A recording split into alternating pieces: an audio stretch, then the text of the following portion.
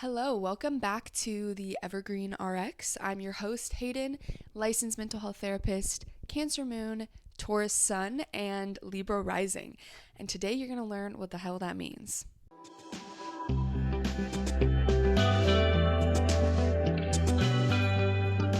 Alright, so for today's mini dose, we're going to just do a little dabble into some astrology. So anybody that's been interested in learning a little bit more past their sun sign or the sign that everybody knows based off of when they were born, this is a good episode for you.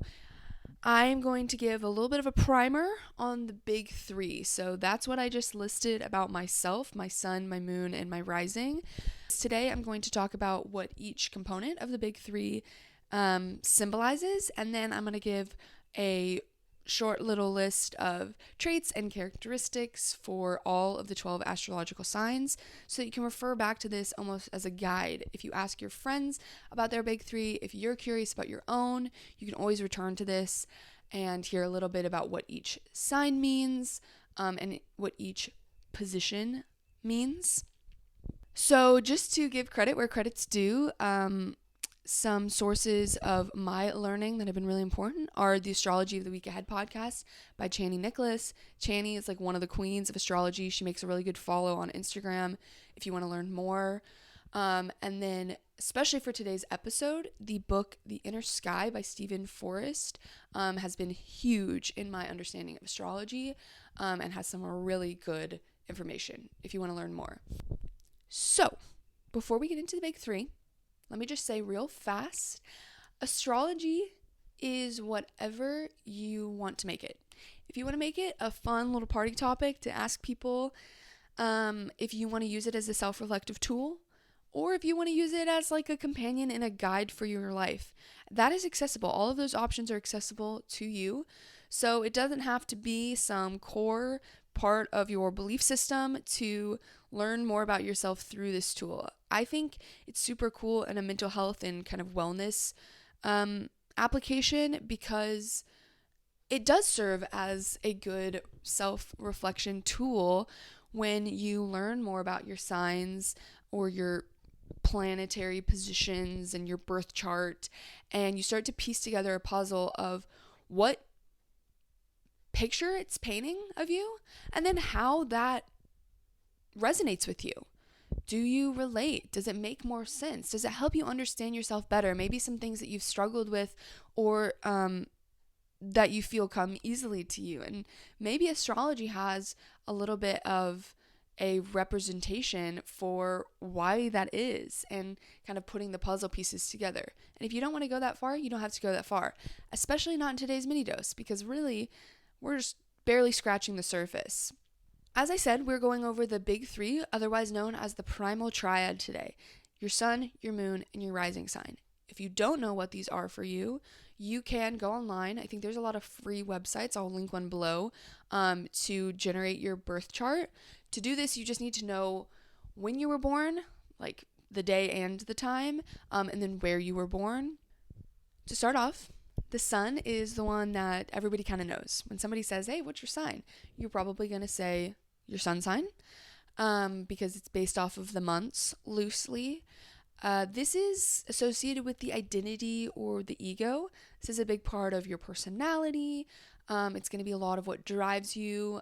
If you're familiar with the chakra system, solar plexus chakra, it's the core. It's associated with achievements and kind of what we're striving for in life. So then on the flip side, we've got the moon. The moon, this one is fun.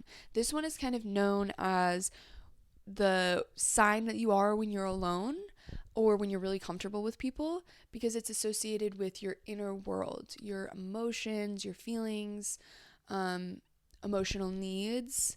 So this is more of the sensitive. If we think about moon, a lot of times it's associated with the feminine qualities, and the sun is more associated with masculine qualities. And how that shows up really in astrology would be more like the sun is going to be more outward facing, readily apparent, and the moon might be a little more hidden, more private, because of that emotional inner world nature to it.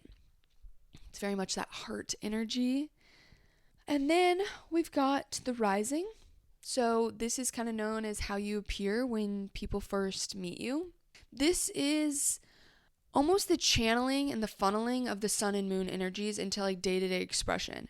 The sun and moon have really big energies, can be more symbolic or metaphorical or harder to kind of channel down. But the rising is going to be, that day-to-day expression, how to bring those big energies and driving forces into our life. Maybe your job might be a little bit more reflective of your rising sign than your sun or your moon. There's a really fun little sentence that you can fill in the blanks for and get kind of an immediate understanding for how your sun, your moon, and your rising function. So there's like a lot of charts and lists of archetypes of each astrological sign online. I'll have one linked in the show notes. But you can also just Google one and it'll come up with a list of each sign and the archetypes that are associated with them. So, something like Cancer might have the archetype of the mother because it's very nurturing, very loving. So if you go and look at one of these charts and you pick out archetypes for each of your sign, you can then fill them into this sentence. And it is, I am the blank with the soul of the blank, wearing a mask of the blank. And how you fill it in is sun, moon, rising. You start with your sun, you are the soul of your moon, and you are wearing the mask of your rising. So an example using my archetypes is I am the artist with the soul of the healer, wearing a mask of the peacemaker. Okay, the artist, that's Taurus. The soul of the healer, that's Cancer. And wearing the mask of the peacemaker, Libra, my rising. So that can be really fun. That's a fun thing to kind of pull out with friends too, and just fill in that sentence and kind of start to develop an understanding of how the three of these work together.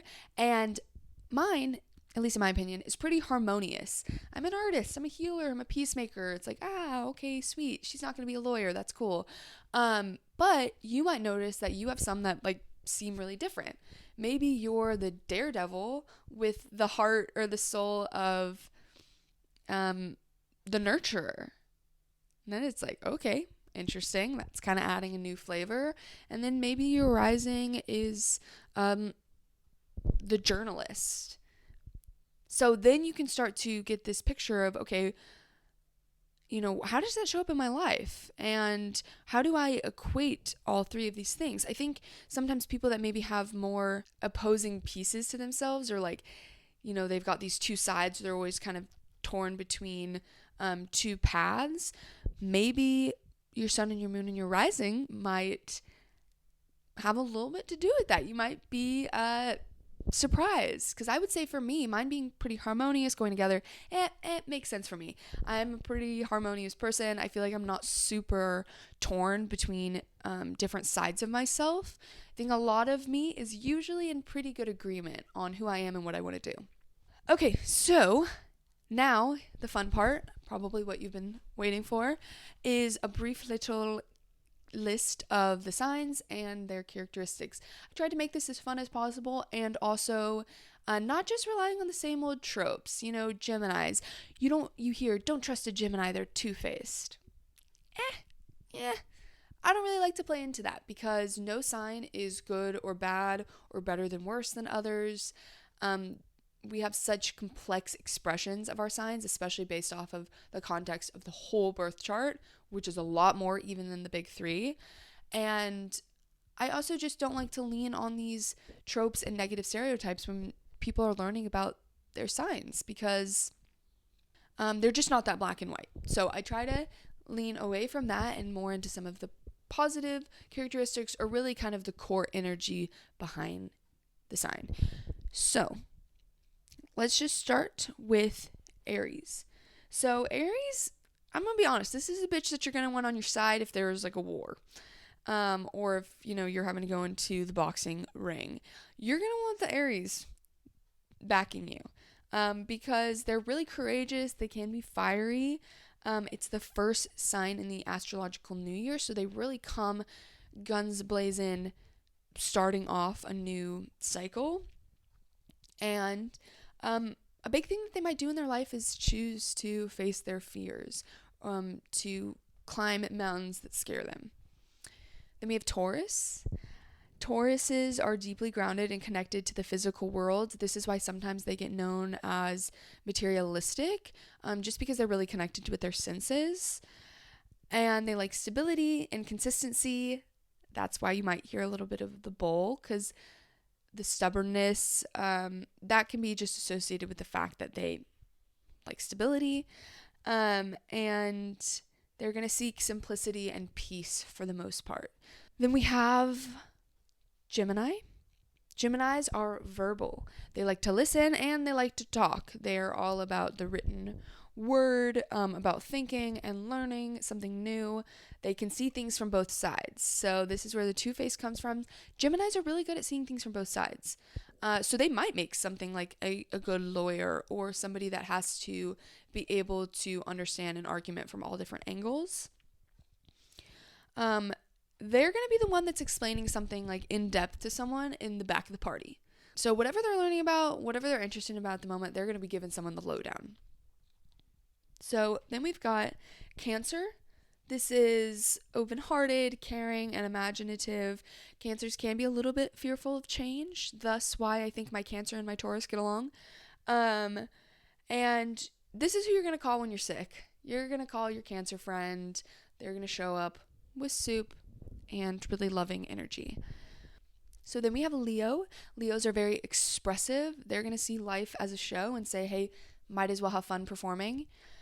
And they are spontaneous. This is who you want to go to for a last minute celebration.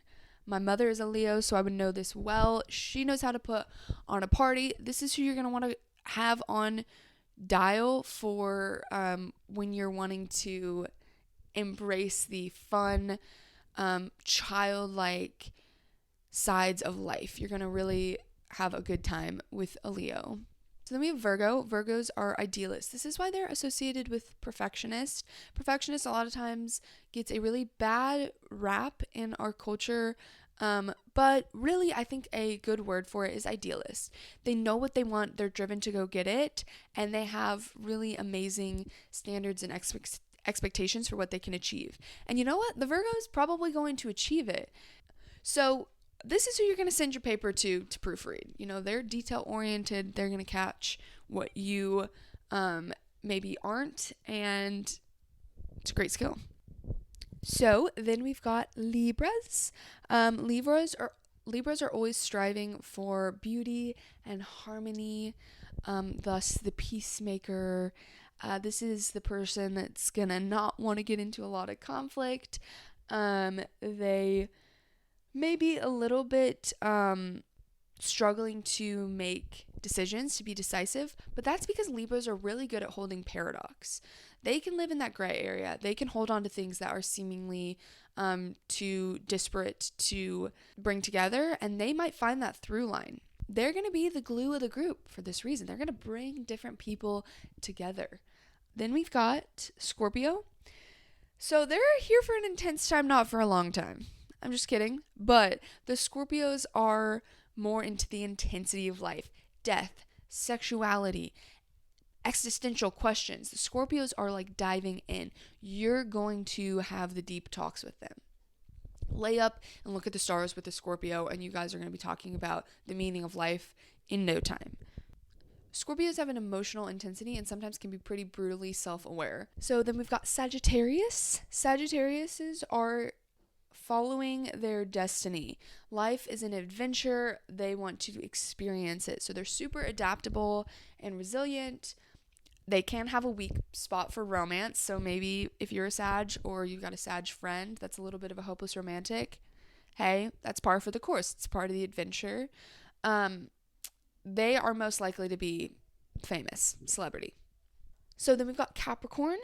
Capricorn, they have incredible integrity and determination. They are going to pick a mountain and they are going to scale it. They are hard workers, and least likely to give up on their dreams.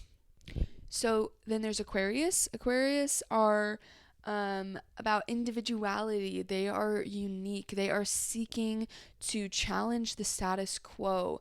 they're going to speak out and be a trendsetter.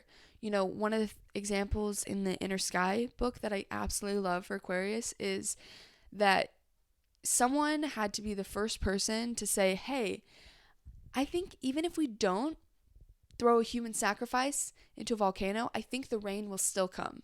And so they are really seeing things in the future, how they could be, and they're going to speak up and they're going to say something about it. So if you want to change up your style, call your Aquarian friend. They're going to take you to the mall and they're not going to let you pick the same shit you always pick. And then lastly, we've got Pisces. Pisces are the daydreamers. They are lost up in their inner world because it is so detailed and will be able to open your eyes in imaginative ways, because Pisces are really in those deep subjective waters. So yeah, there we have it. That's all 12. Let me know what you think. If I missed an important quality or characteristic to any signs, let me know. I want to hear your sentence, please. If you fill in those blanks with the archetypes, let me know what your sentence sounds like. All right, I'll catch you guys in the next one. Bye.